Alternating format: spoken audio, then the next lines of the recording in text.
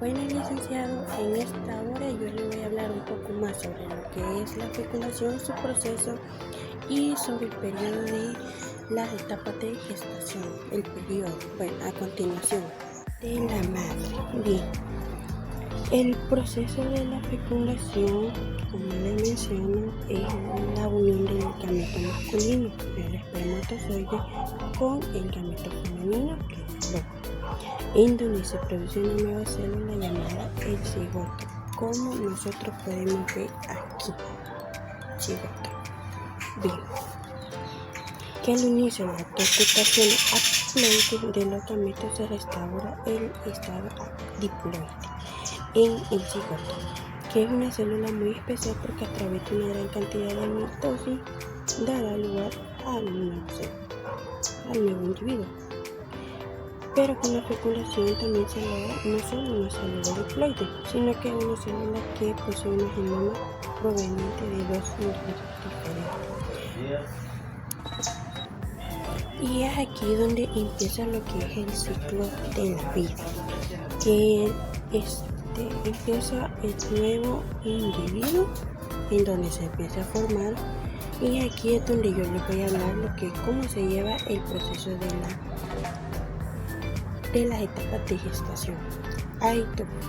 Se puede conocer de dos diferentes formas, que son por trimestre y son por etapa, pero todo conlleva el proceso del bebé. Bueno, a continuación les mostraré una pequeña maqueta donde estoy representando lo que es cómo se conlleva el proceso del bebé, el desarrollo del nuevo ser individuo por trimestre. Bien, aquí como ven aquí en la maqueta, yo estoy representando lo que es el desarrollo del bebé desde su primer mes, como podemos ver ahí, hasta el 9º mes, donde se ve ya está formado el bebé. Bueno, la etapa de gestación básicamente es el periodo del desarrollo entre la concepción y el nacimiento, es decir, en donde ya se está desarrollando el nuevo ser vivo, que básicamente existen 3 etapas del embarazo, denominados primero, segundo y tercer trimestre. En el primer trimestre es donde el bebé ya está dentro del útero de la madre, en donde se va a ir formando.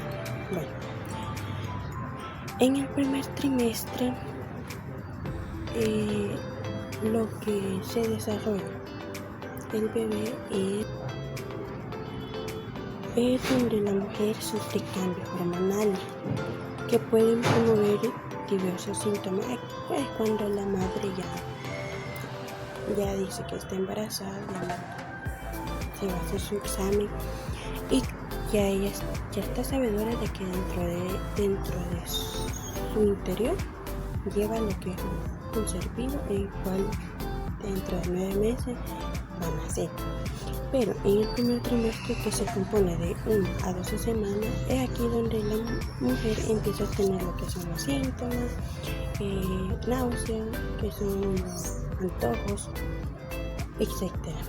Que es aquí donde se desarrolla.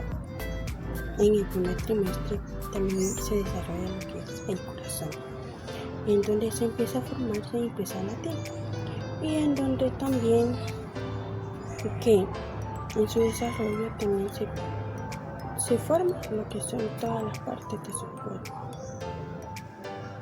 que el bebé, digamos, es al final del trimestre, que el bebé empieza ya lo que comienza a latir su corazón, empieza que sus brazos y sus piernas ya son los primeros en formarse, para que se lleve lo que es en el primer trimestre su proceso.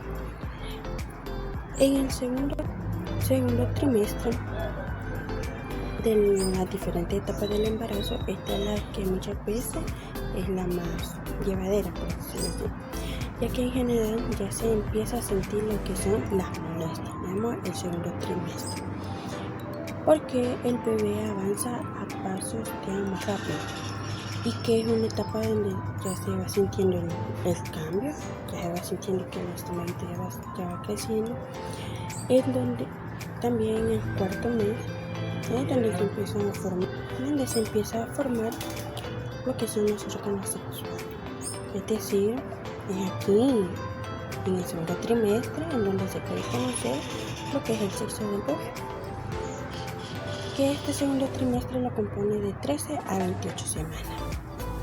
El tercer trimestre, ya aquí el tercer trimestre ya es donde el bebé es una de las etapas del embarazo, donde el bebé ya crece rápidamente, acumula todo el tejido y es donde comienza a hacer más presión sobre la barriga del bebé, en donde ya el bebé patea con fuerza, porque ya las últimas semanas ya no tendrá espacio donde el bebé se pueda mover. Y aquí ya en el tercer trimestre ya su pulmoncito ya está formado, ya todo listo para lo que es vivir lo que es el nuevo mundo, en donde ya empieza a conocer el ambiente en que se va a desarrollar, y también aquí donde se conlleva lo que es la herencia. ¿Por qué razón? Porque la herencia es lo que es el ADN, en donde se lleva lo que es el ADN del padre y de la madre, en donde ahí ya se comienza a distinguir, comienza a ver si sale más al papá o lleva más a la mamá. Genéticamente no se sabe hasta que el bebé nace. Y este tercer trimestre ya se compone de 29 a 40 semanas, en donde empieza lo que es ya preparando el bebé que ya va a salir al nuevo mundo. Pero también se puede conocer lo que es por etapa germinal, etapa embrionaria y etapa fetal. La etapa germinal, en esta etapa, como lo mencionaba, va dentro del primer trimestre. Ya como les dije, empieza a formarse el cerebro y su médula espinal. En la etapa embrionaria es la segunda etapa de gestación, es decir, el segundo trimestre, durante el cual el embrión es más vulnerable por el ambiente prenatal, y si son vulnerados se puede dar el aborto espontáneo. ¿Por qué causa? Porque podría ser porque la madre que bebe, fuma, etc. Aquí donde el bebé empieza, en esta etapa es donde el bebé, si se conlleva todo esto, empieza lo que es el aborto. Y la etapa fetal, como decía, es el tercer trimestre, en donde ya empieza la aparición de las primeras células óseas y empieza el proceso ya de respirar, patear, hipo y se chupa el dedo. Es aquí en donde ya empieza lo que es a salir el nuevo embrión. Bueno, esto ha sido de mi parte y a continuación les seguirá hablando mi compañera. Buenas tardes, mi nombre es Karen Judith Romero Murillos y les voy a explicar un poco acerca del trabajo. Bueno, aquí les voy a hablar de la diferencia al producirse un embarazo de gemelos fraternales o disigóticos con los gemelos idénticos u homocigóticos. Los gemelos monocigóticos tienen la misma composición genética y son del mismo sexo, pero pueden diferir en algunos sentidos. Es posible que no sean idénticos en temperamento, en algunas características físicas, como los rizos del cabello, los patrones dentales y la lateralidad, quizás sean reflejo uno del otro. Puede ser que uno sea zurdo mientras que el otro es diestro. Lo que es más, las diferencias entre los gemelos monocigóticos tienden a aumentar a medida que crecen, en especial si viven separados. Estas diferencias probablemente provengan de modificaciones químicas en el genoma de una persona poco después de la concepción, o tal vez se deben a experiencias posteriores o factores ambientales. como la exposición al humo u otros contaminantes. Los gemelos disigóticos, que fueron creados a partir de dos células espermáticas o de óvulos diferentes, no son más que parecidos en composición genética que otros tipos de hermanos y quizás sean del mismo sexo o de sexos diferentes. Los gemelos disigóticos tienden a ocurrir dentro de las familias y en consecuencia quizás tengan una base genética, en tanto de los gemelos monocigóticos por lo general ocurren de manera puramente aleatoria. La tendencia a los partos de gemelos parece heredarse de la madre de la mujer. Por ende, cuando los gemelos disigóticos saltan generaciones, se debe a que la madre de los gemelos disigóticos tiene solo hijos varones. Continuando con el tema genética, herencia y medio ambiente en la etapa neonatal, comenzamos haciéndonos la pregunta: ¿cuál es la explicación genética del por qué se producen anormalidades o defectos en la persona? Bueno, los defectos y enfermedades genéticas son producidos claramente por la forma en que opera la transmisión dominante y recesiva, al igual que la variante denominada herencia ligada al sexo. Eso se produce desde el momento desde que el espermatozoide entra al óvulo, ya que en cuanto a los defectos por herencia dominante o recesiva, cuando uno de los progenitores tiene un gen anormal dominante y uno normal recesivo y el otro padre tiene dos genes normales recesivos, cada hijo tiene el 50% de probabilidad de heredar el gen anormal. Al igual que en cuanto a los defectos de la herencia ligada al sexo, por ejemplo, cuando la madre es portadora de un trastorno ligado al sexo, la posibilidad de que transmita a sus hijos ese gen es del 50%. Si tiene un varón, el padre aportó el cromosoma Y y la madre el cromosoma X, y ahí puede afectar al niño. En cuanto si tiene una niña, igual, a pesar de que tiene el denominante recesivo de la madre y el del padre, tiene un 50% de probabilidad de ser afectada o ser portadora de una copia del alelo recesivo oculto.